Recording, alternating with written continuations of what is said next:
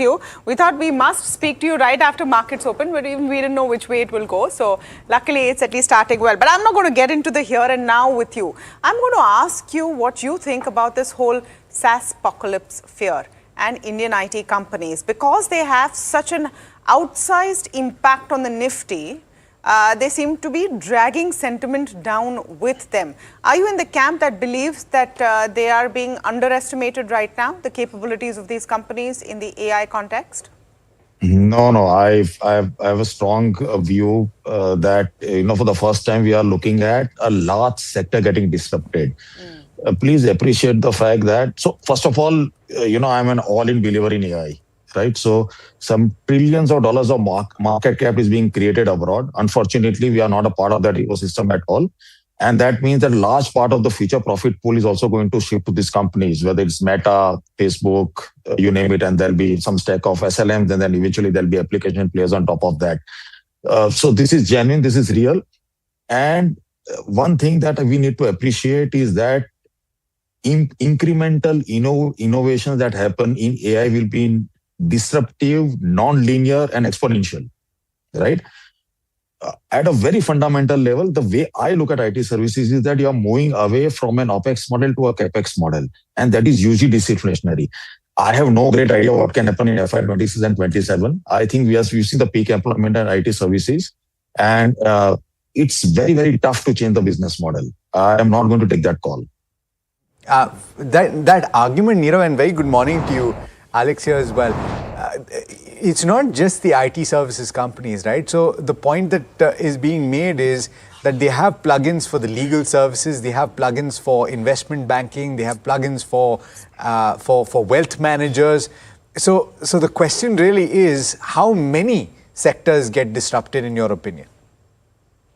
Yeah, so you need to be very careful, right? So I completely agree. It's not that I've got all the answers. I think Make My Trip has lost about some 50-40% of the value because obviously what AI agents can do the ticketing itself. And the whole idea of the business model of, let's say, for example, a travel trip, if you want to call that, was that you access to consumer traffic. Now, if the traffic shifts away and, if AI bot is going to buy your ticket somewhere else, you need to question that.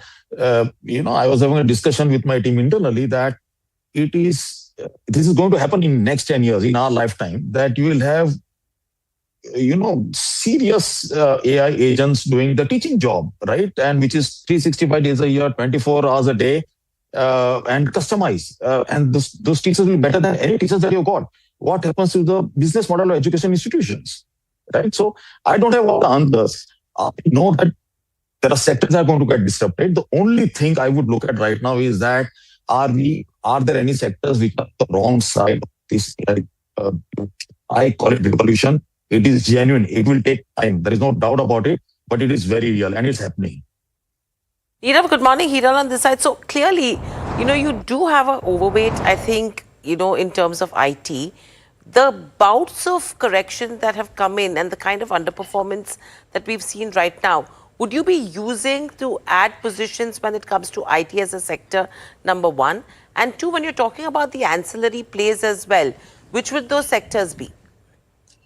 So, the model portfolio is run by my strategist. And like I said, people have their own views. And I'm speaking for myself as the CEO of the company. You can call this a sales call if you want to call it.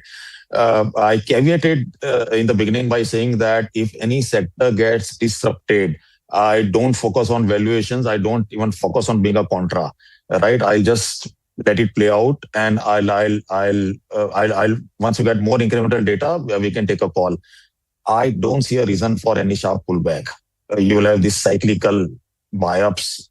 So this is not fear. This is something real. And we need to be careful about that. And this has been happening for some time. Please understand that if you look at the last 2 years and if you look at the CC growth rate, right, of the Indian IT services, either in Europe or in US, it significantly underperformed their long-term averages. And the general narrative was always about uncertainty. US macro is not doing well. US macro was firing all the while. right? The GDP growth rates have been significantly ahead of expectations. It never percolated to IT spending. And there's a question that you want to ask. And now this is accelerating. So to answer your question, I am very happy to sit on the sidelines because I believe in the AI revolution. Sectors we'll have to, I'm not an expert, but we'll have to, we are very, very careful about this, and we are doing a lot of work to try and figure out what all can get impacted. And please don't get me wrong. I'm not saying that the revenues are going to disappear, right? So, IT services are doing a great job. They understand the legalities, the complexities, stuff like that. The profit pool, it is disinflationary. Secondly, your profit pool, existing profit pool can compress. And then you also need to share with these LLM players if you are going to use their models. I don't know how this is going to play out. It's negative for sure. Okay, one question apart from IT, because even though this is the biggest narrative and taking up all of our mind space, but there is so much more going on, including what's happening with tariffs. So from what we've heard from the State of the Union address, what has been happening, also this US duty on solar component manufacturers that we've seen, it's seeming like we have slid back to the times of arbitrary tariffs. Is that something which the street will find jittery? Well, we have to live with the fact that we'll be tariffed, right? So far, the only positive is that if everyone else is getting tariffed, it doesn't matter. Export is all about relative competition. So you're not worse off than anyone else. I think that in some of the sectors, China has probably become more competitive because I understand that their effective tariffs have actually come down from what it was prior to last Friday. So there could be some sector-specific issues over there.